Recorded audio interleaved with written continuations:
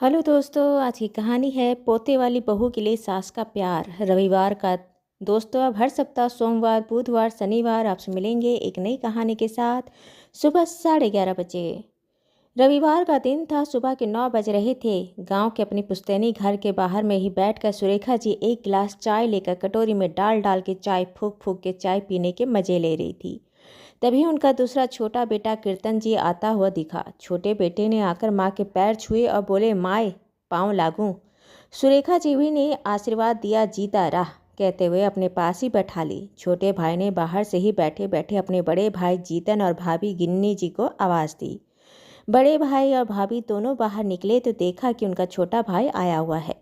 बड़े भाई ने छोटे भाई से पूछा कि और लला कैसे आना हुआ, बहुत दिन बाद आया है। कीर्तन जी कहे कि अरे भैया आपको मुबारक हो, आपके भतीजे की शादी तय हो गई है। माए तेरे पोते का शादी तय हो गया है। याद है तेरे को बताया था ना कि उसकी शादी के लिए लड़की देख रहे हैं। उसकी शादी तय हो गई है। अगले महीने मतलब आज से 35 दिन बाद तुम्हारे पोते की शादी तय हुई है। उस दिन उसकी शादी होगी। तेरे पोते की बहू आने वाली है। घर में बड़ी बाई जीतन जी और अपनी खुशी व्यक्त की। कहे ये तो बहुत खुशी की बात है। और माँ सुरेखा जी ने उसको बहुत आशीर्वाद दिया। बोला मेरा पोता, अरे इतना बड़ा हो गया, देखो उसकी शादी होने वाली है। मेरा बेटा, मैं उसकी शादी अपनी आंखों से देख पाऊंगी। यह ऊपर वाले की नेमत है, ऊपर वाले का आशीर्वाद है। हे प्रभु, खुशी से फूले न समाये। खुशी के सागर में हिंडोरों खाती सुरेखा जी खुशी से झूम रही थी। खैर थोड़ी देर के बाद बात करने के बाद कीर्तन वहाँ से चला गया। जीतन और जीतन की पत्नी गिन्नी वहीं पर सुरेखा जी के पास बैठ गई। गिन्नी ने बैठते हुए कही कि अम्मा आप धीरे धीरे तुम भी अपना सामान बांधना शुरू करो। सुरेखा जी क्यों? कही क्यों सामान बांध लो, इसमें सामान बांधने की क्या ज़रूरत है। 4 कपड़े ही तो लगेंगे। उसके घर में 10 दिन पहले थोड़े जाकर बैठूंगी। 4 दिन पहले जाऊंगी, फिर आराम से वहाँ पर 4 दिन आराम से पोते की शादी देखूंगी, फिर वापस आ जाऊंगी। जब घर के सब रिश्तेदार चले जाएंगे, घर खाली होगा, तो फिर अपने पोते की बहू से मिलने के लिए आराम से फिर 1-2 दिन के लिए जाऊंगी। गिन्नी जी कही अब आराम से जाने और आने की बात नहीं करनी है, अब आपको अपना सामान पूरा बांधना है। सुरेखा जी अचरज से पूछी क्यों?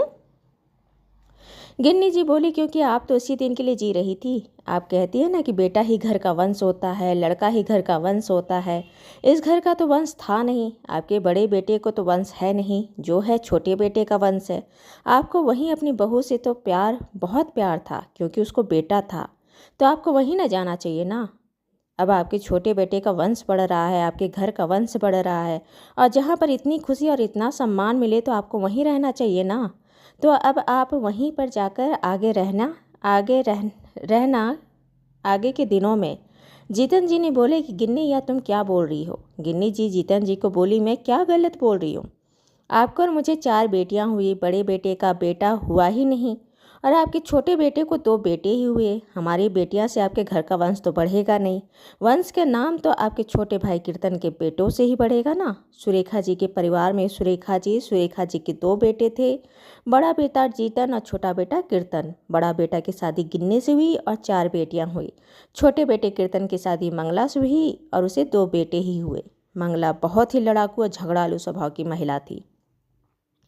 कीर्तन की शादी मंगला से होने के तुरंत बाद ही वह दोनों पति पत्नी अपने इस घर से अलग होकर दूसरे घर में चली गई। बड़ा बेटा जिसको 4 बेटियां ही थी और छोटा बेटा जिसको सिर्फ 2 बेटे ही थे, सुरेखा जी को छोटा बेटा बहुत पसंद था, क्योंकि उनका घर का वंश बढ़ाने वाला लड़का पोता छोटे बेटे को ही था, उसकी पत्नी को था। उसकी पत्नी जो तुनक मिजाज, सनकी और झगड़ालू थी, गिन्नी जीतन और सुरेखा जी को बोली जो इस घर में रहकर आपकी माँ की कभी इज्जत नहीं दी, आपकी कदर नहीं की, वह इस घर से झगड़ा करके 2 महीने बाद ही अपने पति को अलग करके दूसरे घर में चली गई।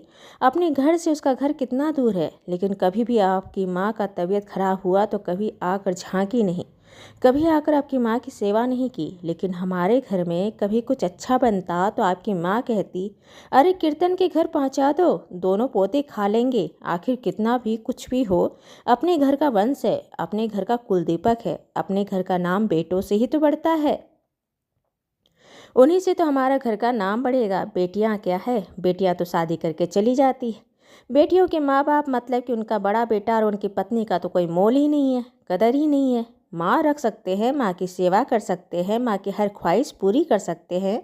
माँ को प्यार से रखते थे, सम्मान से रखते थे, लेकिन माँ का सम्मान और प्यार और इज्जत सिर्फ अपने छोटे बेटे के लिए था, क्योंकि छोटे बेटे को बेटा था, घर का वंश था। भले वह उनका सम्मान ना करे, उनका ध्यान ना दे, उनकी देखभाल ना करे, लेकिन सासू जी की छोटी बहू ज़्यादा प्यारी थी, क्योंकि उसने बेटे को जन्म दिया था, है ना।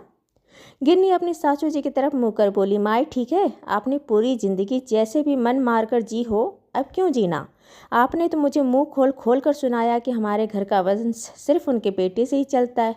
हमारा करना धरना रखना, प्यार देना, सम्मान देना सब खत्म हो गया, सिर्फ एक चीज़ की वजह से, एक बात पर कि आपकी छोटी बहू को बेटा है।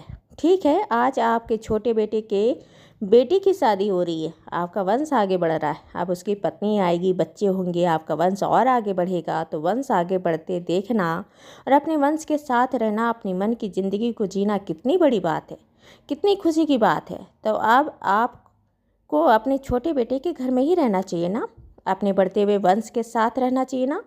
सुरेखा जी एकटक गिन्नी का मुंह देखते रह गई। जीतन जी अपनी पत्नी को कुछ कह नहीं पाए। इतने सालों में वह भी जानते थे कि उनकी माँ एक पोते होने की चाहत में इतनी अंधी थी कि उनका छोटा भाई इतनी गलतियाँ किया, छोटी बहू इतनी बदतमीजी की, लेकिन उसके बाद भी उसकी माँ के आंखों से पोते का वंश का पट्टी नहीं उतरा, सिर्फ इसलिए क्योंकि उसके छोटे बेटे को बेटा था।